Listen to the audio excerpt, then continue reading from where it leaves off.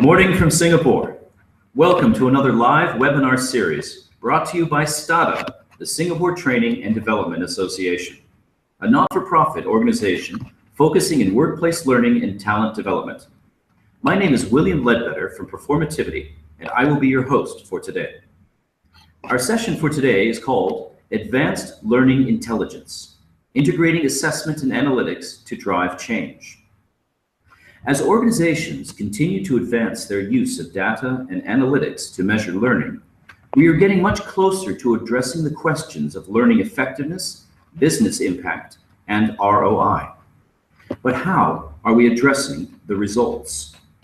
Data-driven measurement can provide much better metrics and deeper insights, but the impact will be negligible if learning and talent leaders are not equipped to take action.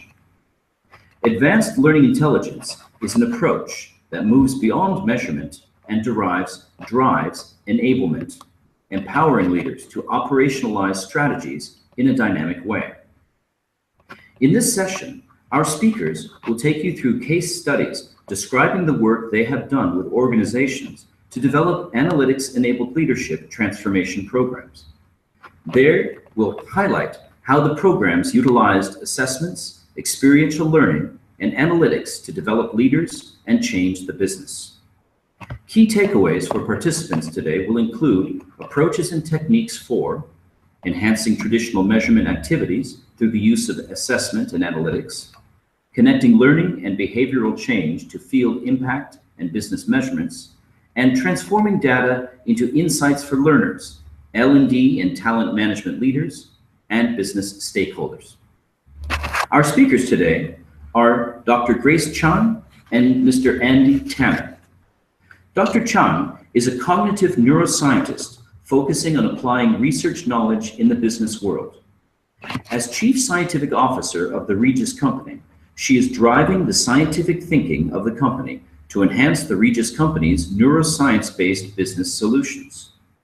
Grace co-leads the Advanced Learning Intelligence function, which is a primary focus on developing and implementing assessments to measure learning and business impact. Prior to joining Regis, Grace received her Bachelor of Science at Duke University and her PhD at UCLA. Over the years, Grace has conducted a variety of learning and memory studies, examining these processes at different levels. She's also conducted assessment research for the National Center for Research on Evaluation, Standards, and Student Testing at UCLA. As a researcher, she has published in several peer-reviewed journals and received competitive funding from organizations such as the National Institutes of Health. Grace has extensive teaching and lecturing experience. She taught neuroscience classes as a lecturer at UCLA and has taught graduate-level courses for training and management professionals around the world as a lead professor for the Neuro Leadership Institute. She has also given talks on neuroscience-related topics or advanced learning intelligence at a variety of learning, leadership, and development conferences for organizations such as ATD, the Conference Board, and Oracle. Mr. Andy Tanner is the Chief Analytics Officer of the Regis Company. He is an accomplished professional service executive specializing in business intelligence and data analytics.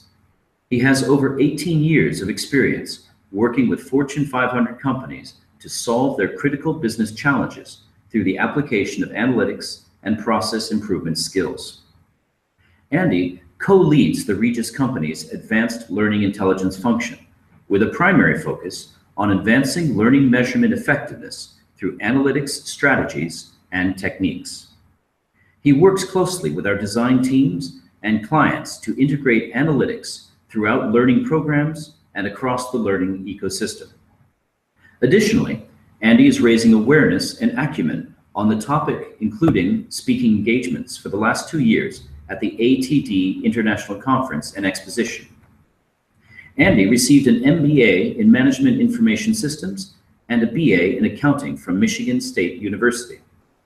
Prior to working for the Regis Company, Andy served as EY's Global Analytics Talent Development Leader.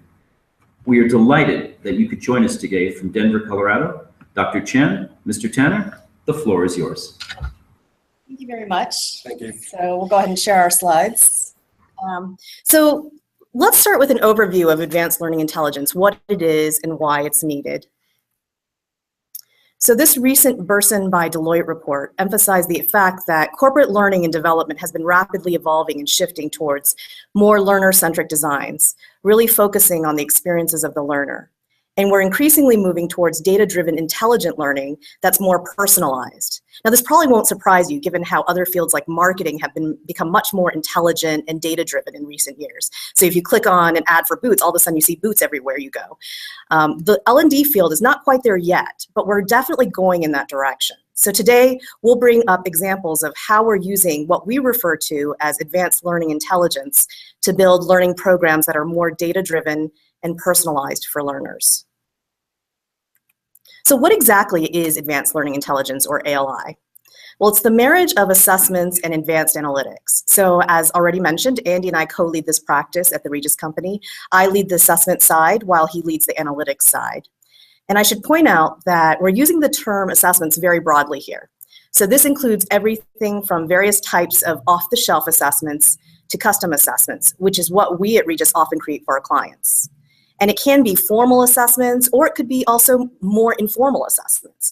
So for example, even though we use simulations to help people learn, we're also collecting data within simulations. So this is also a type of informal assessment. So ALI applies assessment in advanced analytics to answer key questions such as, are learners actually learning in our programs? So this is about going beyond smile sheets and how people feel about the program, and actually asking whether people actually are gaining the skills and knowledge they need to gain, and whether learners are shifting how they think and how they behave in desirable ways. Oops, sorry. Is their learning translating into performance in the field? So learning during programs is only helpful if they can later use it when after the program is done, right? When they're back in the field. So that's a question we ask. Are they able to translate it into the field and use it when they need to? Are learning programs improving business value for organizations? So it's also important to ask how the learning is related to business return on investment. So these are just some of the questions that ALI addresses.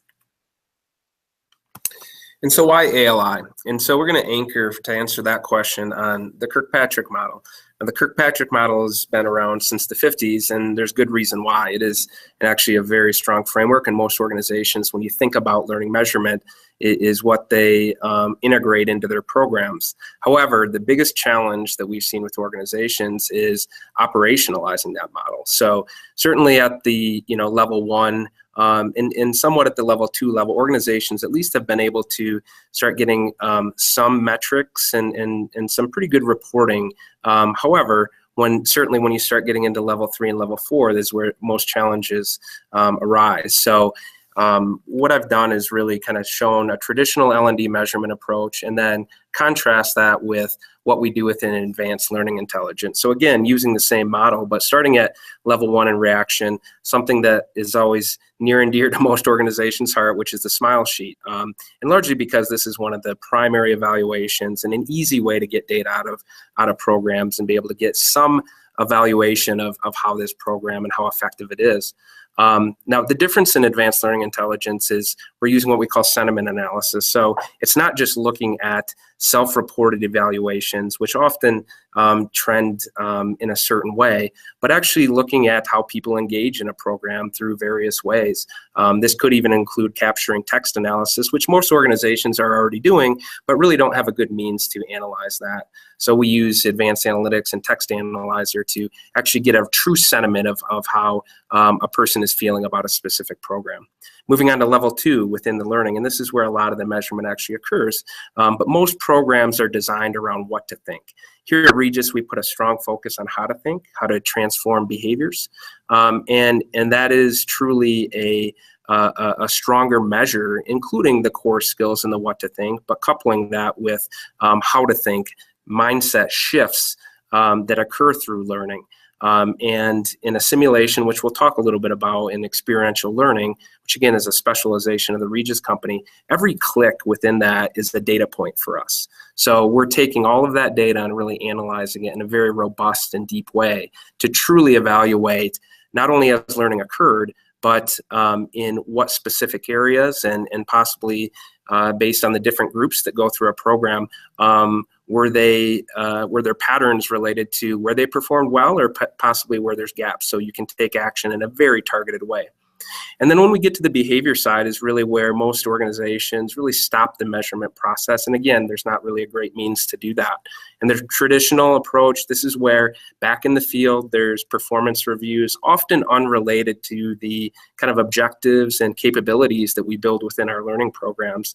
The difference in ALI is we take our frame of both core competencies and behaviors, and not only look at that within the learning environment, but also look at that in the field. Two primary ways. One is the behavioral assessment, and Grace will spend a little bit more time explaining what that is, but then also in collecting data directly from transactional systems to be able to evaluate truly how are people performing within the field. And then finally, level 4, results and business impact. So in a traditional learning measurement program, usually what we see is consumption equals transfer. So again, the only means that they have to truly measure did this transfer into the field is by saying that if we had butts in seats, if we had a lot of people attending our programs, if we had the evaluations at a high level, then that has to have transferred into the field and we're having a business impact. Very indirect measurement. In true level 4 using ALI, we're actually evaluating real field performance. Okay, so how is ALI applied? So we talked a lot about learning, and that's what our focus will be today.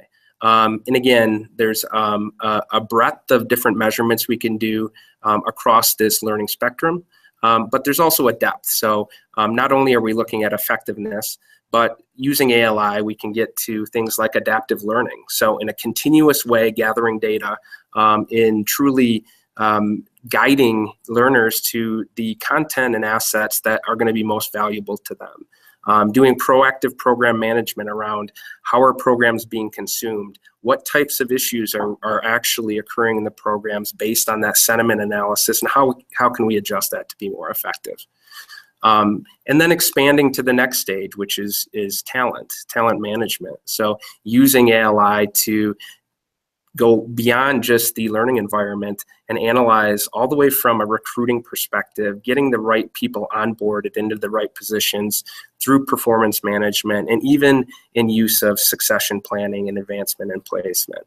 And then finally, business. And this is really where ALI can get HCM, human capital management professionals, to the table with the business. We are analyzing the data that really completes the business process optimization equation, which is people, process, technology. Most organizations focus on process and technology. What ALI enables us to do is really get the true measurement of the people part of the equation and to truly advance and optimize the business. Okay. And then a drill down into learning. And we'll spend a little bit more time on each of these 3 stages, but really we think about 3. And again, most of the time when we look at organizations' learning measurement strategies, it's really focused in on the course and largely in evaluations, not really looking at performance management. The difference here, as I described, is it's not only analysis, of course, evaluations, but we're also looking at performance data. And especially in experiential learning or e-learning, where each click is a data point for us. But expanding beyond that, if you can imagine, taking all the courses within a potential program and starting to look across those. With the richness of the data that we gather, you can really start seeing patterns across the program. And then finally, at the ecosystem level, if you start collecting data across the organization using things like enterprise learning platforms, XAPI, you're starting to get into really the big data of learning and development and human capital management. So learning is so much more than just memorizing facts, and that's what we're focusing on today, is specifically learning. So when we partner with different companies to develop learning initiatives for their people, we focus on many different levels of learning. So one major focus is on behaviors. So what decisions and behaviors people actually display in the workplace. And this matters because different decisions and behaviors lead to different outcomes for companies. But even though you can train people to behave differently or to make specific decisions, that behavioral change doesn't necessarily carry over. It doesn't translate when there are new situations.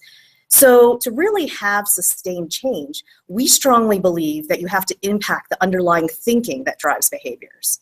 So at Regis, we talk a lot about mental models. These are the mental representations of how we see ourselves, other people, events, make sense of the world around us, understand cause and effect, all of that. And how we think about the relationship between things in our world drives our behaviors, drives our decisions, even though we're often not consciously aware of this. So mental models are very useful because they provide a framework for thinking about the world around us. So they make mental shortcuts possible, which is important for operating in such a complex world. But mental models can become problematic when your mental model misrepresents the world around you or somehow limits your thinking in some way. So for example, when someone becomes a first-time manager, their thinking has to change quite a bit. If they're still thinking like an individual contributor and thinking about being rewarded through the work that they do as an individual rather than thinking about being rewarded through their team's work, that definitely impacts their behavior and they won't succeed as a manager. Now, in some of our programs, we're trying to help shift people's thinking in that way, shift their thinking and behavior so it's more in line with the organization's desires. But in many cases, it goes beyond that, and it's about helping people get out of their limited, automatic thinking habits to do more systems thinking about how they are interconnected with others. So for example, how their decisions can have an impact beyond their team, how their decisions can have more than a short-term impact, that kind of thing. Now, of course, for well-rounded employees, we also still need to build the actual knowledge and skills of people. So your organization may have a different framework for thinking about learning, but these are the three main things we focus on when we think about holistic learning solutions. And you'll see this reflected in the case example that I'll show you in a few slides. So this framework is one that's always on our mind when we build learning programs. This is about the entire learning journey that learners go through. So not just about what happens during a specific learning intervention, but also what happens before and after. So ALI is involved even before the learning begins. So we can help prime and guide people. And by prime, I mean that we help prepare people to start learning. So we often do this by uncovering people's biases or preferences before they go through some sort of learning event to get them to start thinking about how their thinking and their tendencies have an impact. And I'll give you an example of this shortly. We can guide people by providing customized routing so each learner knows what he or she should focus on. So this not only saves them time, it increases the engagement of learners because the learning is much more personalized and relevant to them. And that leads to ultimately better learning. In the learn and develop phase, this includes all that I was just talking about on the previous slide, having an impact on behavior, thinking, and knowledge and skills. So as Andy has already mentioned, Regis builds experiential learning interventions such as simulations to actually develop and push the learning. And our ALI practice is involved in measuring the learning progress and coming up with insights from the data. Now, after the learning intervention, we have to think about whether people can actually transfer and apply their learning when they get back to work. And are they able to sustain their learning over time? So that's the transfer apply phase here. Now, we collect data throughout this entire learning journey to provide useful insights to different stakeholders. So we provide individual learners with information about their performance and how they can best develop themselves. We provide insights to the learning organization about their population of learners. So we look at trends and gaps in learning and provide recommendations based on the data. And we provide the business with information about how learning is having an impact on the business, and also help provide them with information that will help them manage their talent. So for example, giving them data and insights that are useful in determining where people should be placed within their organization. So let's focus on a particular case. The client in this case was a global IT networking company. This company has not been systematic in how they develop and choose leaders in the past, so they wanted to change this. The challenge was to create an innovative program that would do several things. First, they wanted more people to have the opportunity to become leaders if they have the desire. They wanted to create a program in which anyone could explore their potential to become a leader. Therefore, we needed to help these aspiring leaders understand what it really means to be a leader, so they can decide whether leadership is even a path that they want to start down. Then we needed to help actually develop these aspiring leaders. We needed to help them develop the mental models, knowledge, and skills that are necessary to become an exceptional leader and perform well in this organization. The organization also needed us to provide data and insights that could help them be more systematic in their selection of leaders. So once someone has decided that they want to become a leader and they've been developed to a certain degree, there's a point at which the organization had to choose whether they should become a leader or not. And so our data helped feed that process. We also needed to provide data and insights that help them determine where leaders should be best placed within the organization. And even after people are placed in leadership roles, there's still a need for continued development of these leaders. So data reports that we provide are used in their individual coaching sessions to continue their development. So this is the program framework, and I know this is a really busy slide to look at, but this is through our design study, the vision and strategy that we created with the step-by-step approach through a full program.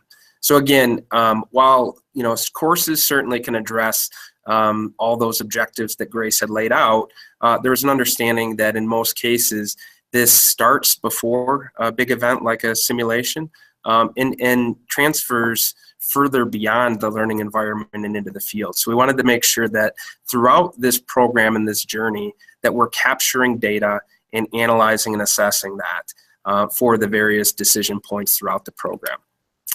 Starting with the prime stage, and we're going to use these as you saw in the framework to really dive deeper into each one of these. But within the prime stage, we've implemented both a priming and guiding assessment, as well as doing some individual sentiment analysis around self-selection. So while it's important to objectively evaluate skills and capabilities of a person and really determine their readiness to, in this case, become a team leader, it also is really important, is this something that the individual wants to do? So we use various assessments not only to prime them for that, but also to help understand, are they truly passionate? Is this something that they want to do through a sentiment analysis? In the develop stage, and this is again more toward the core learning, we're doing a couple things, both the routing of individuals based on their current skill set. So instead of just sending them down a blanket learning path, which a lot of organizations do, we are adapting learning paths based on their custom needs and experiences. So that's where the core learning begins. And then the team leader simulation, and we'll talk a little bit more about that, is where the experiential learning happens. So beyond just the core skills, are they demonstrating the behaviors that are necessary to be a team leader? And especially when it comes to leadership, this is really critical, even beyond just core. Now, pre and post around the team leader simulation, we're conducting mental model assessments. So measuring their mindset before and measuring their mindset after they've went through the simulation to see if it's shifted in the direction that we would equate to a successful and effective team leader. And then finally in the apply stage, so once they get into the field, are they actually performing as expected? And we're looking at a few things here. Not only did the learning transfer and are they effective in their new roles, but also if the mindset shifted within the learning environment and we're not seeing that it actually transferred into the field, are there other issues, environmental blockers that might be in place that we need to address or the business needs to address? So as I mentioned earlier, it certainly goes beyond just the people part of the equation. There's often process, technology, culture issues that we can identify through these processes to take action on to get the business impact that the organization is seeking. And you can clearly see here how in light blue are the various assessments, and they touch on all the things I talked about thinking, behavior, and skills and knowledge. They're all touched on here. And as Andy alluded to, we don't just get to this point without doing a lot of work beforehand. We have a very complete design study process where the outputs of that they're the inputs for our assessments here. So I'll give you some examples of how that works in a second, but let's go into a little bit more detail here with this.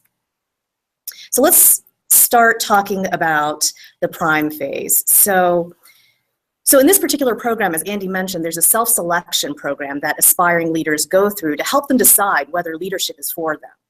You know, before they even enter the leadership program, before they even enter the self-selection program, we use an assessment to prime them for learning. Here's an example of what a priming assessment question would look like. So each question involves a scenario that would describe a situation that team leaders at this organization actually have to face on a regular basis. And depending on how they respond on this set of scenarios, we can determine where their biases or tendencies are. So for example, this is a sample output that could come out. Do they have a tendency to focus more on personal development or more on their team's health? And as you know, as a leader, you need to do both, right? There's a balance point there. You've got to focus on both, but you may have more of a tendency towards one or the other. So because of how we collected the data, we can graph out where they fall along this continuum. We can also we can also analyze along other continuums as well and other data that I'm not going to go into to save time. But the basic is that we can understand what is their natural bias or tendencies.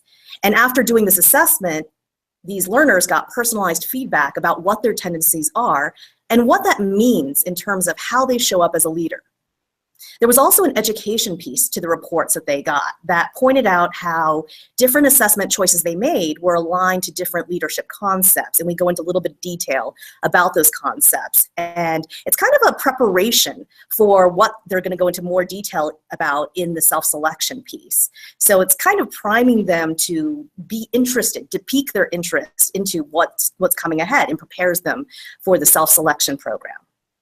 Now, we also provide group level results about the biases and preferences to the learning organization. So at a group level, they'll know more about their population's thinking and how they align against the organization's views on how leaders should be thinking. Okay.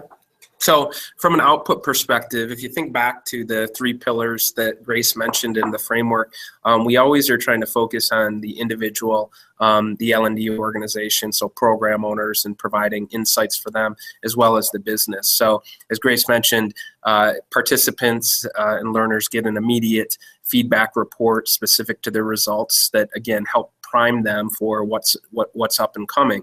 At a program level, we also create interactive dashboards. Of course, this is just a snapshot, but this is an example of what it might look like. So, you know, that 2x2 that Grace had shown, we also graph that within this dashboard. And as you can click various filters or data points within the screen, these will update. We had selected a specific team here. Or a group of individuals that ultimately operated as a team within the simulation. And you can see how they answered and where they fell as individuals, but also where their team ultimately landed. We are always looking at a few different things, not only what are the insights and what are the patterns, but we want to provide depth around, well, what does this mean? So we give a lot of interpretation throughout our different dashboards.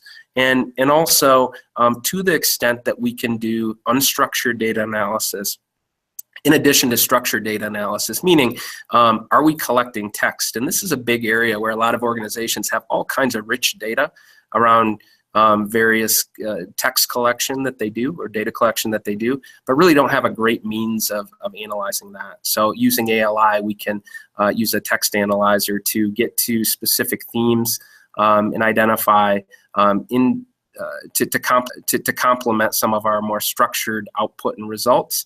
What are some of the supporting themes that we're seeing behind that? And even down to a sentiment, is this, how are people feeling as they did this? And certainly an important piece in this particular case when we were doing a sentiment analysis around self-selection. Okay. So after the priming for the self-selection program, they go through that program. And if they decide to stay on the path so they can make a decision, yes or no, If they decide to stay on the path to potentially becoming a leader eventually, we want to develop their knowledge and skills to make sure they're where they need to be when they're called up as a leader. So then we have a knowledge routing assessment, and you see that in the second light blue box near the bottom. And that knowledge routing assessment helps point them to materials that they should focus on. So here's an example of that. They're asked content knowledge questions based on a set of key learning objectives, and based on their responses, they're given custom recommendations of which materials they should focus on based on what their weaknesses and strengths were. So it provides them with guidance.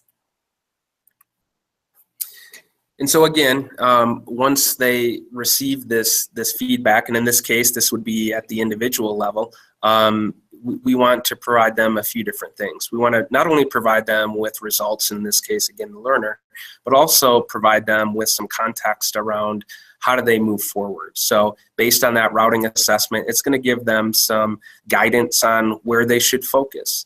And additionally, beyond the routing assessment, we are going to evaluate how they proceed through the program, both from a asset consumption perspective, but also how they perform within those learning interventions or learning assets. So this truly becomes an adaptive learning dashboard for a learner that they receive on either a real-time or a weekly basis, so they can manage their progress. And what you're seeing here is not only how are they progressing, just based on a time perspective of the programs, you'll see that we include benchmarks. So they have an idea of what pace are they going at relative to other individuals within their cohorts. On the technical scorecard, the black lines indicate the benchmarks. TLOs are the learning objectives that existed within this program, and how are they performing relative to those particular benchmarks. So they can easily see, how am I performing in various areas, and where should I put my focus?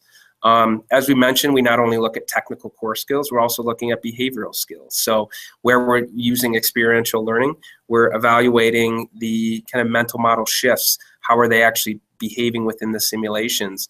And is there a focus needed there? And then in the bottom left of the screen, which is the knowledge check scorecard, what we're looking at is both consumption as well as performance. So the size is what's left to consume, and the color is how well they're performing. So when you see those little red boxes, that's an easy indicator for a learner to know that's an area where I spent a lot of time but really didn't perform well. I probably should go back and take some more of that content before I move into the experiential learning event. Those customized recommendations are helpful as we transition into more of the develop phase of this program, because now they know what to study, what to focus on. Another major part of this phase is helping people shift their thinking and behavior so it's more in line with how a leader at this organization needs to think and behave to be successful at this organization. You can see the part where we have a mental model assessment in light blue that surrounds the team leader simulation. Andy has already mentioned this, but we're going to talk a little bit more about this. I have this slide which blows that up a little bit so you can see more detail about what happens here during the develop phase. So first, there's a mental model assessment that assesses the thinking, the existing thinking of participants regarding team leadership before they go through the learning simulation. So how do they think about team leadership? How do they relate different concepts to each other? Then they go through the team leader simulation. This is when the learning actually occurs, and I'll give you an example of this shortly. Then they do a post-mental model assessment to assess the change in thinking.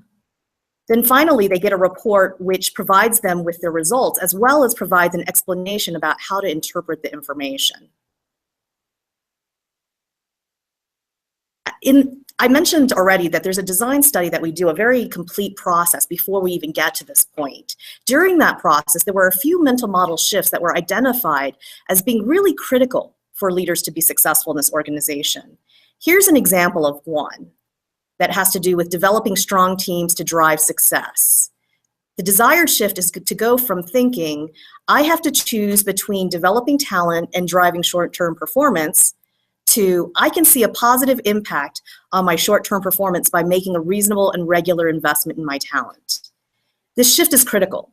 If leaders don't start to perceive that there are any immediate benefits of investing in their teams, they're much more likely to actually invest in their teams. And this is especially true when they're stressed out, when they've got a lot of competing priorities. They default to what they know will give them more immediate results. And if they don't think about investing in teams as giving them immediate results, they're not going to do it.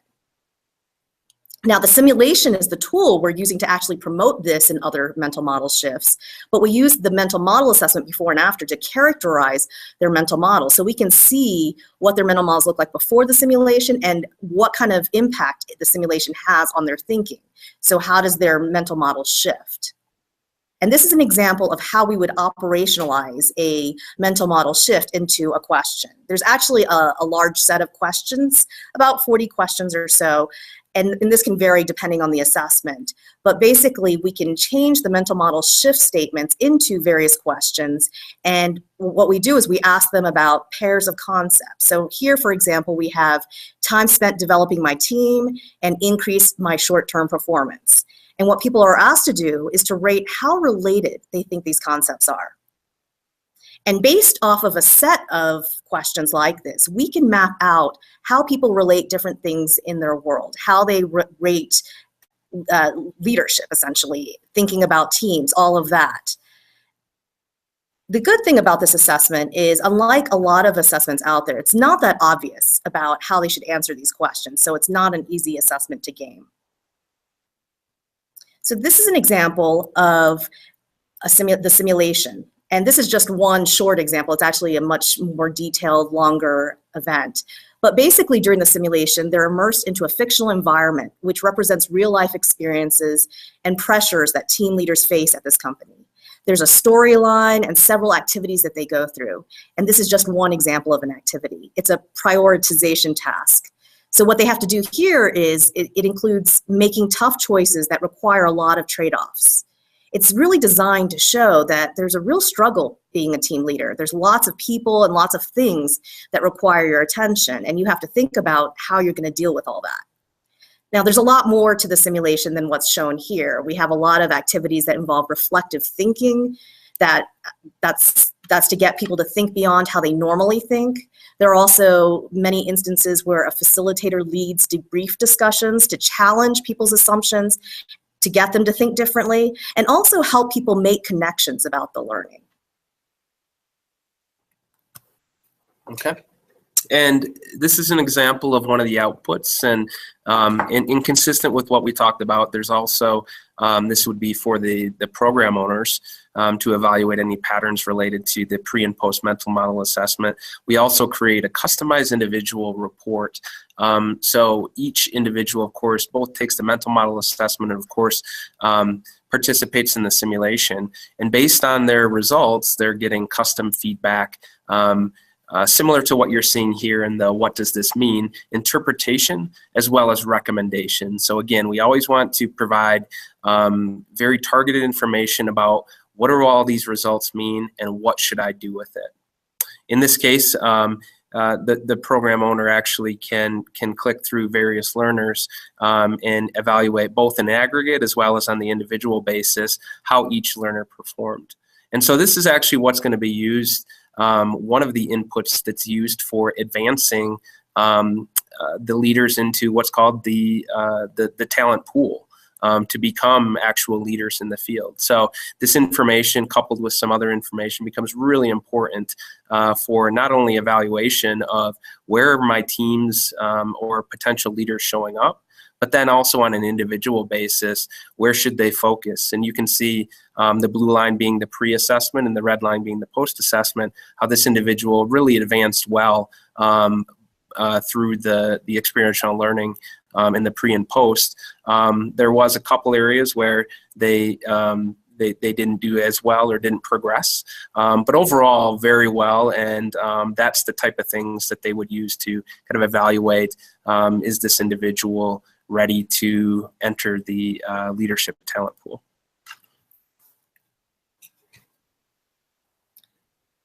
So once they do enter that qualified pool, so if they did do well and the thinking shifted appropriately and they were showing the behaviors they needed to in the sim, they enter this qualified talent pool, and they're they're in this pool for a while before they sometimes are placed in the organization in a leadership role.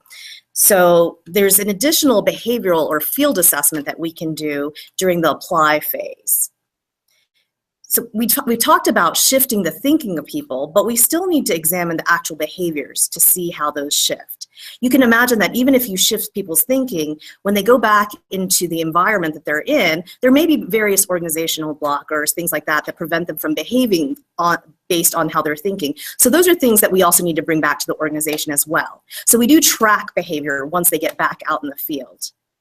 This is a behavioral matrix, which is an example of another output from our design study that we do before this whole process. This details what kinds of behaviors we'd expect for someone when they're at different levels, at emerging, maturing, and leading levels. So different levels of capabilities as a leader. We use this matrix to create a targeted assessment with questions that are very specific to the role of these learners and this specific organization. And these questions can then be used to evaluate learners. We can also supplement this data with operational data from the field, as Andy mentioned, to get a good understanding of how the learners are actually performing out there.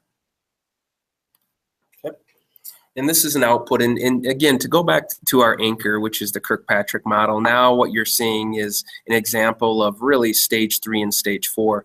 And one of the key points or takeaways from this, as you should see, is that if you remember all the way back to the priming and routing assessment, throughout the mental model assessment, as well as the experiential learning simulation, and now capturing data from the field through behavioral assessment, we're able to look at now stage 3 from a behaviors perspective, and even a stage 4 from a business impact perspective. So what you're seeing here in this behavioral profile, and this is in an aggregate form, all of those same leadership traits that we built throughout the program, evaluating those in the field. And the way this organization has done that is they actually transformed their talent or performance management process to the same framework that we used throughout the learning program. So now we're able to see, again, looking back at the learning, how much did they advance in any particular area? And again, I'm looking at this behavioral profile, and was that same level of advance, did that occur in the field? And if there's gaps, those are areas we should dig into. Additionally, and if you're looking at the performance by region and the functional performance, we always want to start overlaying, to the extent we can, demographic information or geographic information.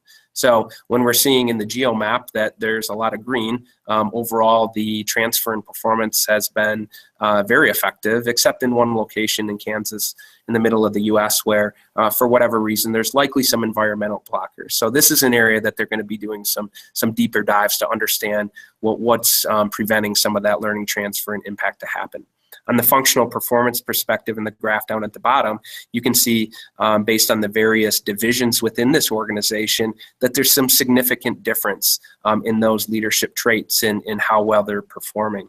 And again, this is where we said it can be very targeted. We want to be very precise with the types of actions we're taking. And if we're seeing big patterns across different groups and where they're performing well versus where there are gaps, that could be directives towards different L&D interventions for various groups to help close those gaps.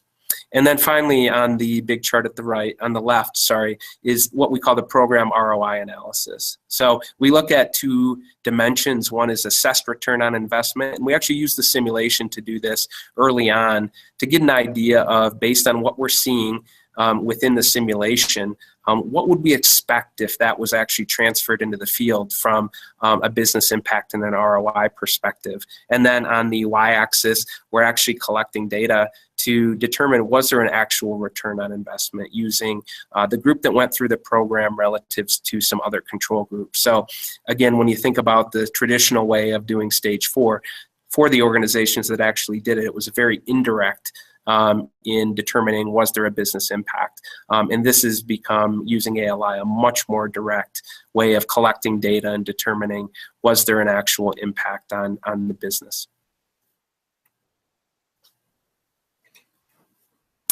If you're interested in implementing ALI, how would you get started? It's good to begin with the end in mind and answer some key questions before you start any development. So really thinking about what you want to do before you get started. So an example of questions that you should ask yourself: What are my big picture analytics goals? What do I want to understand about the data? Looking across the holistic learning program, what analyses and data are needed to achieve these goals? What existing data do I already have or can I get? So this can include consumption data, data you have from current assessments, and performance data. So if you're revamping a program, there may be things you already have, or there might be things that you need to fill in the gaps for. So you look at the existing data, you look and see, does it meet your data needs? If so, how will I use data from these sources to draw insights? If they don't meet your needs, what are the data gaps? And then how can I best fill data gaps? What types of assessments are appropriate? Will an off-the-shelf assessment give you the data you need, or do you need to design a custom assessment specifically for this target audience or this particular organization? And what kind of informal assessments would also be useful? When in the learning journey should these assessments be used? How will I use data from all these different sources, formal and informal assessments, to draw meaningful insights? So it's really good to think about this ahead of time, really be explicit about your process before you start to design anything.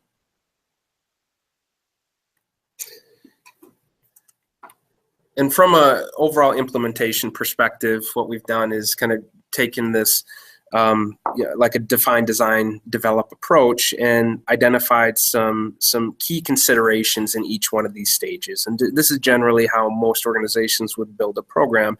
But when you're thinking about ALI or measurement, oftentimes it's not done till the end of the program. So we want to make sure that throughout the program, ALI is considered and integrated, and that's when you're going to get the most effective implementation. In the define phase, starting with explicitly defining what you want to measure. Oftentimes, it doesn't even get thought about until afterwards. If you think about it up front, then you can actually start designing both within your assessments as well as within your experiential learning or core content learning, as well as some of the things that you might want to collect from the field. Always consider your three primary persona groups, or the pillars that we talked about: learner, L&D, as well as the business stakeholders. And then integrate across the entire journey. As you saw throughout our framework, we have assessments and various analyses that we're doing throughout the journey, and we're always providing feedback to those three primary persona groups. From a design perspective, use a robust design approach to build an ALI blueprint. And the ALI blueprint, again, is considering some of the things that we want to measure, and more importantly, how are we going to measure that? As Grace indicated, there's a lot of different ways we can assess, and we want to make sure that we assess in the correct way, both from a formal perspective and an informal perspective. Also included in the ALI blueprint is what data is available and accessible, and how can we actually capture that, so we are not spending a lot of time churning on doing data collection and data management throughout this process. As you've seen, we need to provide various continuous feedback to both learners, program owners, and business stakeholders. So it's important to upfront determine what's the data schema look like and what are some of the analytics we want to perform. Information is everywhere. Be thoughtful about what you collect and how you collect it, and I kind of touched on that. There's a lot of different ways to get to the measurements that you want to achieve. So it really becomes a strategic blueprint in how you get there. Start with small data and descriptive analytics. Big data, there's a tendency to everyone to want to collect really robust data and jump right to some of the more advanced analytics techniques. There's a lot of information out there that your organizations probably have, and we've seen this where we come into organizations, collect the stuff that you have and just analyze it in a different way, and you can get a lot of effectiveness out of that. And then finally, in the develop phase, enable continuous intelligence, and this comes back to integrating throughout the program framework. We want to continually engage our learners, provide them with various feedback, and guide them through the journey. From an L&D perspective, we want to continuously and proactively manage the program. This is done through what we call continuous intelligence and making sure that you integrate throughout a program. Be forward thinking when developing analytics architecture, right? So don't just design to what you need to measure or develop at this point in the game. think about succession planning, talent management, and even ROI analyses. While you may not do that at the beginning of a program, you certainly want to think about the types of data that you might need to be able to do that and start setting that up within your data architecture. And then UI, UX is as important in ALI as it is in learning intervention. Oftentimes, the user experience isn't necessarily considered in measurement. So the types of reports you're providing, what type of information is going to be useful? Is it actionable? So really think about a user experience when you're designing the measurements and the types of outputs you're providing to your stakeholders. Okay.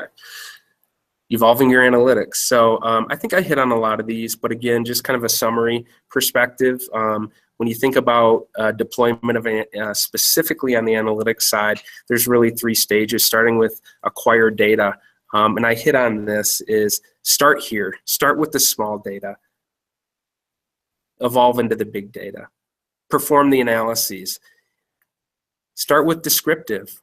Learning patterns, and what I mean by descriptive is there's patterns and trends. Just taking data that you have and visualizing it, getting it in charts and interacting with it, doing some data mining, lots of insights that exist there before you get into the more advanced analytics such as predictive and prescriptive. And then finally on present deliver. Now this is one where I red starred the bottom. There is a lot of tools that exist today that allow for interactive visualizations, data mining, where it really engages your stakeholders in the data and in the insights versus providing static metrics, data spreadsheets, or just plain reports. Allowing for different visualizations and consumption through true interaction and data mining is really powerful in getting to the insights that matter for that particular stakeholder. To summarize, just a few helpful tips to keep in mind as you do this. First, look before you leap. This is all about those questions we talked about on the slide about how to get started. Before you jump right in, consider your ultimate goals, what you need to get yourself there. What kind of analyses do you need to get insights that are meaningful to you? So you'll want to think about all the sources of data and what additional data you need to collect to do the analyses you want to do to get the insights you want. All data matters. Just about every program already collects some data. Even if it isn't as sophisticated as you would like, you can probably get some insights from the data you're already collecting. One of the biggest mistakes we see from organizations is that they tend to collect data but don't use it or don't fully utilize it. So even if you're just collecting smile sheet data about how people feel about that training, even though it won't give you objective insights about whether people have actually learned due to training, it does provide you with some data that is informative and can get you thinking about what additional future measures you need to take. To really understand the full data story, it's helpful to have different kinds of information, different kinds of data. For example, if you have the assessment data that shows that people are actually learning, other data like smile sheet data could still be very interesting and useful. If people are learning, but they report that they didn't feel like they got anything out of the program, that's a red flag for you to consider what might be going on. So don't discount the importance of data from all kinds of sources. Use the data to tell a story. Data in itself is just data. It's how you use it to tell a cohesive story and determine meaningful insights that's important. Trust your data. Don't let your hypotheses and biases about what you expect to see in your data drive your story. It's important to let the data drive the story and insights. Go beyond the learning intervention. Don't just think about what data you can collect around the learning intervention to see if people have learned. Think about how you can prepare people before learning and how you can collect field data after the intervention to see if they are actually applying what they learned and whether they've maintained their learning. Here's our information in case any of you guys would like to connect with us. We definitely encourage you to connect with us in some way. You have our LinkedIn information here, our email addresses. So that's our presentation for today, and we'll open it up to Q&A, I believe. Yes. Yes, indeed. Thank you so much. That was really quite amazing. And I was taking notes, and then I finally stopped taking notes because there's just so much. It was so rich what you were sharing with us. I was having trouble kind of getting it all in, but I did have some thoughts that came to mind that I'd love to share with you. But first, let me take this time to open up the floor to our friends who are online or friends who are listening by live streaming. Let me just kick things off. I wanted to talk to you a little bit about something that I found odd to my way of thinking. I've always thought of behavior as being the sort of the key driver for change in people, in terms of how they respond to new stimuli. And yet you describe that that really you find that changing the thinking is the way to go in terms of changing behavior. I was wondering if you'd like to just talk a little bit more about that. So I think that for perhaps other people as well, that might be something that doesn't seem quite, it doesn't seem logical. Yeah, sure. I think we focus a lot on behaviors, and we should. Obviously, the behaviors, what decisions people make, are what matter in the business. It's hard to look into someone's head and see what they're thinking, right? But we can change how people behave. We can condition someone to behave in a particular way. But if we change the environment, when they're now in a slightly different environment, whether they can translate that or not is a big question. So you can say, when you're in situation X, do Y. But then what if it's not quite situation X? They need to be able to think in a consistent way that will drive their behaviors in the directions you want them to go. So really, everything we do behavior-wise, it's driven by our underlying thinking. And it's not necessarily conscious thinking. A lot of it can be unconscious as well. So we're not even aware that our thinking is driving our behaviors. But an example would be, if I think that doing something in particular will lead to reward, then I will do the behavior that leads to the reward, right? So really, that's why we focus so much on the thinking underlying it. Thank you for that. And it's interesting that when we start parsing thinking and parsing behavior, they get really, really close together, don't we? We start asking ourselves, when does thinking becomes cultural embedment, and then that that cultural embedment becomes our behavior. Okay, we have a question here from Christine Lowe. Christine writes, what is your advice for? I'm sorry, okay. What are your advice if Lean L&D would like to start measuring the learning, where to start? What are your advice if Lean L&D would like to start measuring the learning, where to start? And then she adds that we could convince the senior management about building learning further. Yeah, I think obviously the first part is convincing senior management. And I think if you can come up with a plan that will show some sort of plan where you can give them data, I think that's really the key. Because what we see a lot is that's what convinces the stakeholders, is that when you tell them that if you do X, Y, and Z, you'll be able to give them data that shows not only did people learn, but how it affects the business. That's something that perks their eyes up.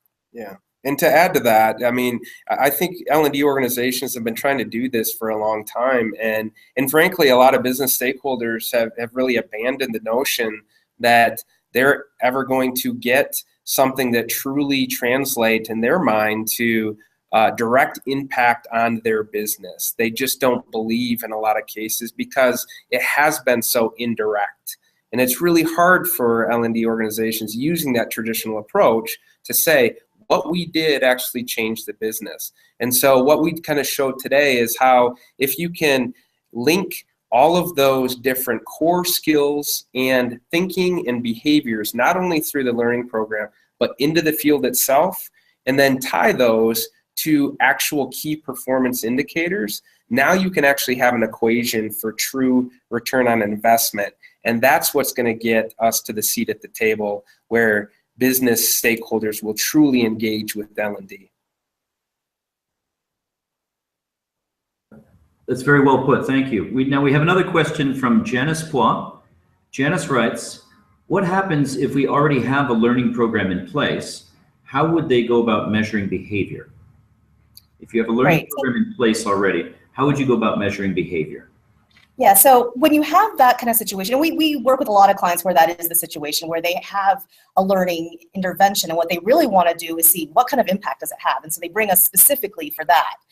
And when you typically have a learning program in place, when you developed that learning program, you had certain learning objectives for that learning program, and you had certain things that you thought would impact people in terms of their behavior or what they learn or something along those lines. So one thing you could do, if you haven't already done it, is go back and do kind of what we did, where we kind of go back and try to do a design piece where you create a behavioral matrix. So think about what the learning objectives are. How would they show learning? What kinds of behaviors would be something that's just barely proficient versus something that's exceeding, right? So characterize what those specific behaviors are, and then you can create an assessment from that to target those specific behaviors. And you could do it as a typical 360, where you get the direct reports and also the supervisors to report, peers, all that. Or you could also look in the field, look in the actual operational data, and use your behavioral matrix and see what kinds of things you can pick up from the field that fit with those items, if that makes sense. Hopefully that's clear. Yeah, no, exactly right. So retroactively, and this often happens, as Grace described, where we retroactively come in, and there probably was a lot of underlying thinking around building those learning objectives that do relate to behaviors. So oftentimes we can put one in place, do the behavioral assessment, and then, as Grace mentioned, make sure that when you're doing that, you're also thinking about, related to the behaviors, what are the key performance indicators that would come out of, if somebody operated this way, what would that translate to in the field from a business perspective? And that's what creates that foundation for allowing us to collect data in the field and truly measuring, did that behavior change the business? And this, I guess, relates to the sort of the pre-assessment that takes place, which is when you're talking about measuring behavior, you're not talking about an absolute, but rather a continuum based on industry and based on the kind of personalities that inhabit that industry. So, for example, if you're measuring behavior in a law firm versus behavior in a hospital or nursing staff, let's say, there's an expectation that certain behavioral indicators of people working in that industry are going to be within a realm, and you have to identify what that range is before you can create that. Exactly. And what the expectations are, what is emerging versus what is leading, is very different even within a particular organization. You can imagine that you expect something of managers versus, general managers. You would have different expectations for them. So you need to think about who is the persona, who are the learners that you're actually focused on, and also the organization and what the role is, because that, behaviors would vary quite a bit depending on that.